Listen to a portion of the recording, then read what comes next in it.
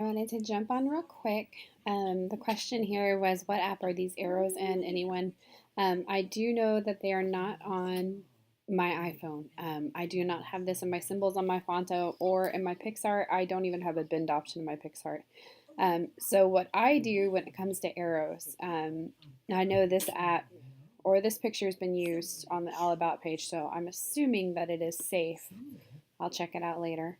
But I pulled it into my Photoshop, and what I'm going to do is make a transparent file out of these arrows. That way I can, let me change my tolerance level.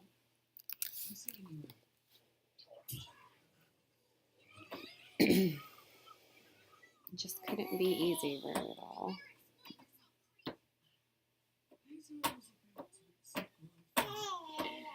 Okay, so just bear with me real quick. So you can do the arrows and the circles, whatever you want. I'm going to do both. Just make sure you're selecting the whole thing. So when I see your graphic that I really like and know that it's okay to use, since I have an iPhone and it doesn't have all the other options that the Android phone seems to have, I come in and I cut out what I need from the photo. So in this case, I want to have this arrow border just where I'll be able to use it.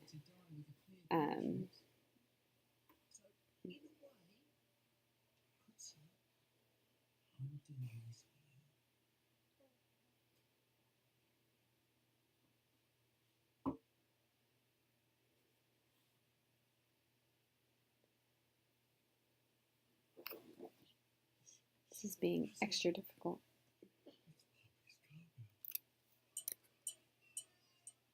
Okay.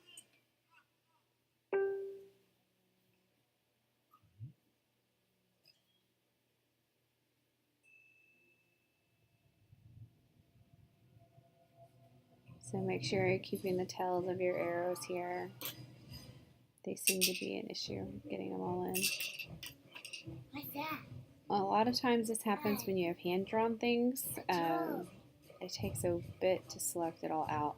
So anytime I do one of my doodles and I have to convert it to a digital image, I do this there too. And it takes forever. Okay, so we're going to go ahead and select inverse. We're going to get rid of it. And then we're going to have a really nice, well, minus this down here. So we're going to select, I'll erase that in a minute.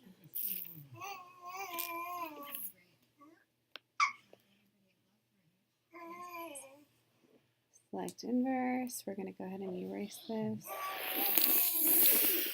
And then what I want to do is I'm going to do a new document. And I'm going to just label this arrow border.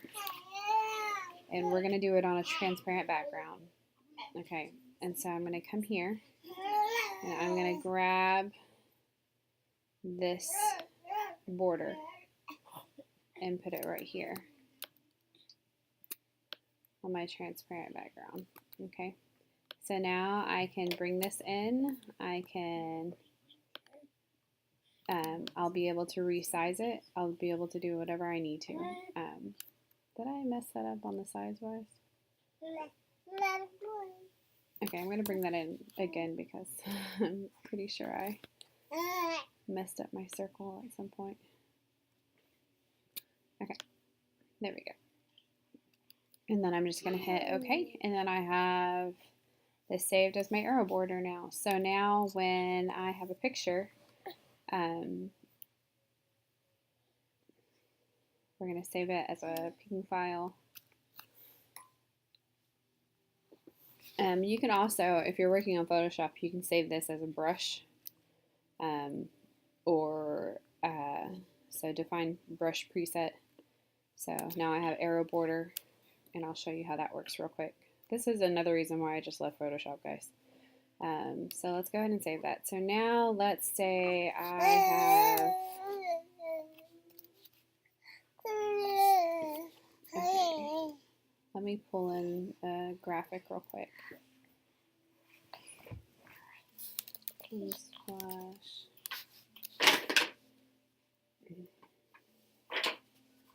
Okay, so let's pull in this graphic right here.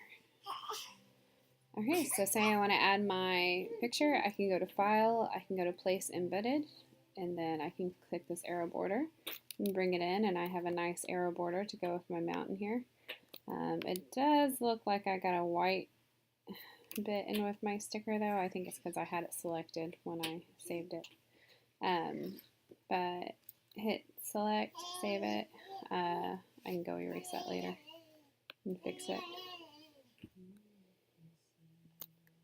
But I can place it and add my text inside the middle of it. I can also come over here to my paintbrush tool, and now my paintbrush has the option of tons of different brush presets. So I have all these crowns on here. You can get free brushes too, so this is a cool thing about Photoshop. Let me show you a few of these. You have these nifty little graphics that you can pull in. I have these Zentangle backgrounds, and these are all free ones that I found, guys. So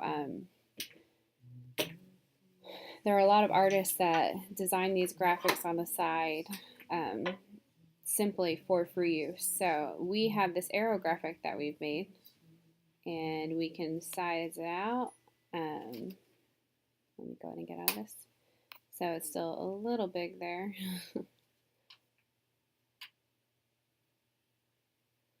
Okay, but you can paint your arrow on, and if you do it in a new layer, you can actually edit it too.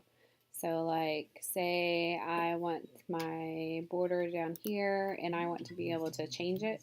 Now that it's in a new layer, I can go to my select tool and I can make it bigger, smaller, whatever I need to do with it. So there you go, guys. Just a quick thing on making a PNG and for your phone especially, do the PNG document and then download that PNG onto your phone. You can also use the eraser app to pull out the graphic you need and do it as a PNG file. So there are a few different ways you can do this on your phone as well. It's just so much easier on a computer with Photoshop.